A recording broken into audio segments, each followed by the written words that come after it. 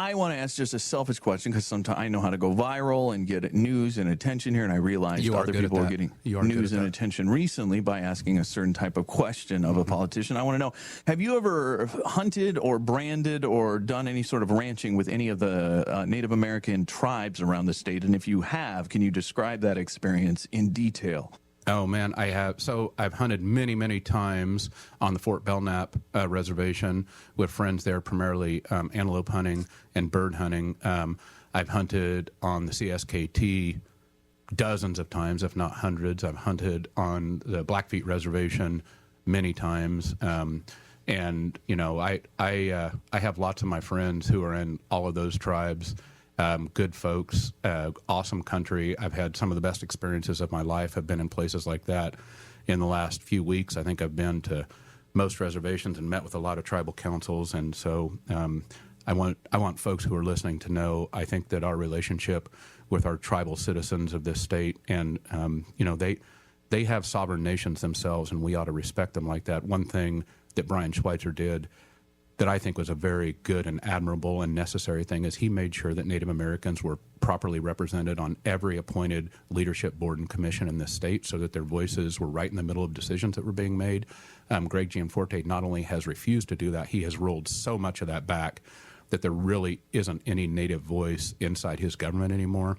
And I think that's a very dangerous thing for Montana. And I've made a public commitment to make sure that we have Native voices on every single board, leadership, and commission that is appointed by the governor.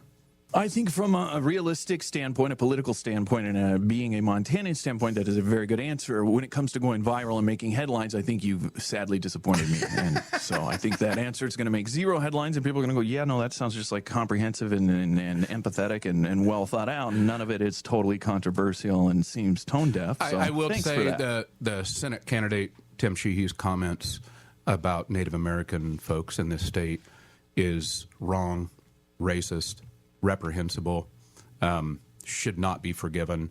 I stand with our Native citizens of the state calling him out. It's deeply wrong. I think there's been a resurgence of racism in this state over the past few years towards our Native American citizens, and it troubles me greatly. And much like the discussions we had early on here, I think it's incumbent on a governor to be responsible and call out the evil racist stuff that's happening for what it is. Amen. It doesn't, it doesn't hurt to call things out. People think it's like, well, no, if it's mine. No, it's just call things like you see them. And if something's wrong, it's wrong. Just say it's wrong and start establishing a baseline of, no, we don't do that. Even if, but I've done, no, just don't stop trying to justify everything. Just say, hey, it's wrong.